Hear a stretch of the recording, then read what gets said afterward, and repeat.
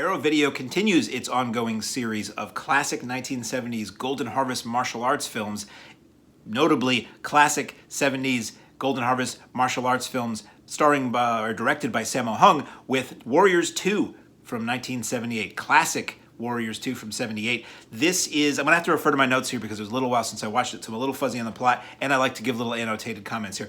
Cashier Hua. So his name is, he's a cashier in a bank, and he's referred to as Cashier, portrayed by Casanova Wang. Leads a simple life working for a local bank, the only complications resulting from trying to give life advice to his friend Fat Chun, played by Sammo. So that was a thing for a long time. It wouldn't be done now. It wouldn't be done now here, but it was a thing forever in Hong Kong movies. So any heavy set people would refer to, the character name would be Fat or Fatty. So you don't get that anymore. When Hua discovers a murderous plot to overthrow the mayor and is left for dead, Chun urges him to protect himself by learning the formidable style of Wing Chun from Master Leung San, who's not portrayed by Knockabout's beardy Leung Kar-yen. As whose skill grows, his proximity to Leung unknowingly lands him in the crosshairs of the treacherous scoundrels who previously sought to kill him. This is why I don't usually read. Predating the Ip Man trilogy by 3 decades, as well as Hung's own The Prodigal Son, which is a great movie I was able to see in the theater several times back in the 90s. Warriors 2 is one of the earliest films to authentically portray the teachings of Wing Chun while also delivering the kind of kinetic and pulse-pounding fights synonymous with the name Sammo Hung. Yes, this movie is really fun and really good. And this film has what so few films have today and for the last several decades. It has fights you can see. I'm never going to talk about action and not mention this. I'm sorry.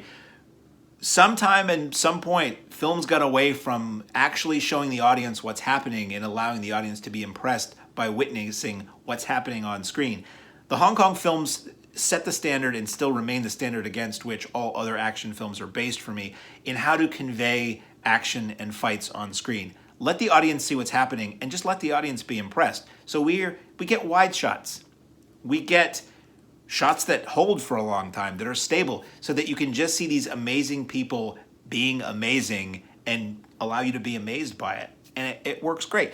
Sammo Hung's choreography is always great. You see a lot of, he went to Chinese opera school as a kid with Jackie Chan and Yuen Biao, and that comes through in his choreography a lot. So there's a lot of acrobatics, there's a lot of humor in a lot of the fights. Some of it's flat out badass, aggressive martial arts fighting, and some of it's really funny. And that's the stuff with Sammo in this film more tends to be the funny stuff.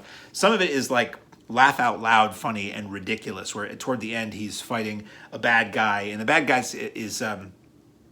is like, I can't remember his name, but he was in Better Tomorrow too, and I apologize for that.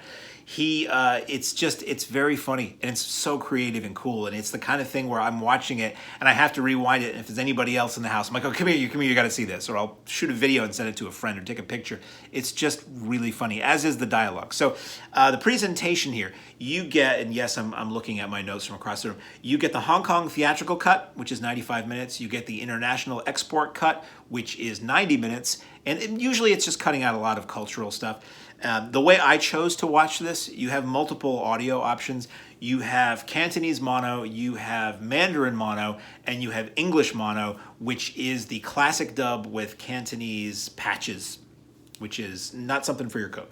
It is the full-length cut. Basically anywhere that never was dubbed into English, it just drops back to the Chinese and you get subtitles. But that never happens for more than maybe 30 seconds at a time. For 5 minutes throughout the course of 95 minutes. So it ain't a big deal. Then you have the English 5.1 DVD dub. I would say steer clear of these. In the extras, I think this was it was created for Hong Kong Legends, which was a great UK late 90s, early 2000s DVD company that did like really the first proper presentations of martial arts films on DVD with, commentaries and scholars and extra clips and multiple, longest versions and all that stuff. They really set the standard for how everybody else should do martial arts since then on video. And a lot of their stuff is getting ported over to these Arrow releases, which is great because they interview people who aren't around now. And they just did a really thorough job in talking to the participants and analyzing these films. So the DVD dubs are garbage, I think, because they sound too new. They sound too contemporary in how everybody sounds super young, first of all, on the track, which doesn't seem right to me. And they also seem too colloquial, too like it's just somebody now just kind of casually talking about stuff, as opposed to the more formal, I guess, way that at least feels from the old Hong Kong movies. So I always avoid the new dubs, but lovingly and luckily, Arrow gives you the original dubs that a lot of us grew up with. And I know some people are like, hey, you should listen to it in its original language. If it was sync sound, I would. But most of these films, Hong Kong wasn't shooting sync sound for their films up until I think, well, for Jackie Chan, you never heard his voice in a movie that was made in Hong Kong until 1992. It really wasn't until the early 90s that the sync sound thing was really common. So I don't feel as bad. Yes, the lips will match a bit more if you watch it in Chinese, but a lot of times, this is how I originally saw these movies. Godzilla movies and martial arts movies, to me, were always dubbed, so it is a little cozier to watch that way, but I can go either way. If it was subtitled, I would have just as much fun with it as if it was dubbed. So what do we get with extras on this film?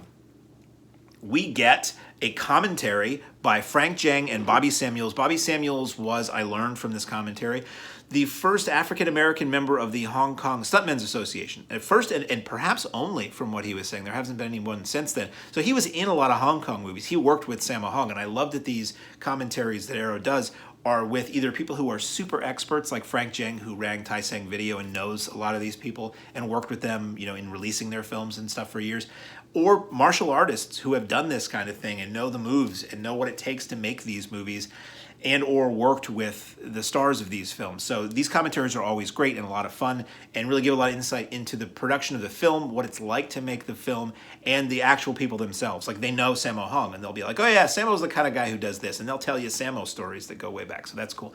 You have a making of from 2005. It's an archive documentary with Sammo, Leung Kar-yan, Feng Harkon, Casanova Wang, and Wing Chun instructor Guy Lai.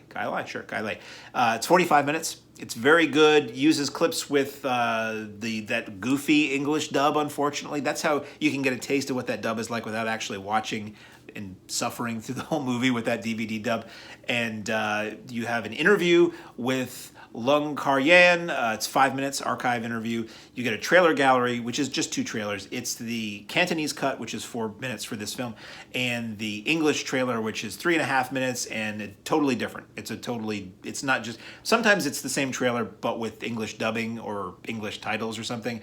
This is a different trailer. So it's cool. It's 2 different takes on it. And then you get an image gallery, which I think is like between like 70 and 90 images, which is pretty robust. So this was a really fun release. I'm really loving the fact that we're in like this new golden age of getting Hong Kong movies.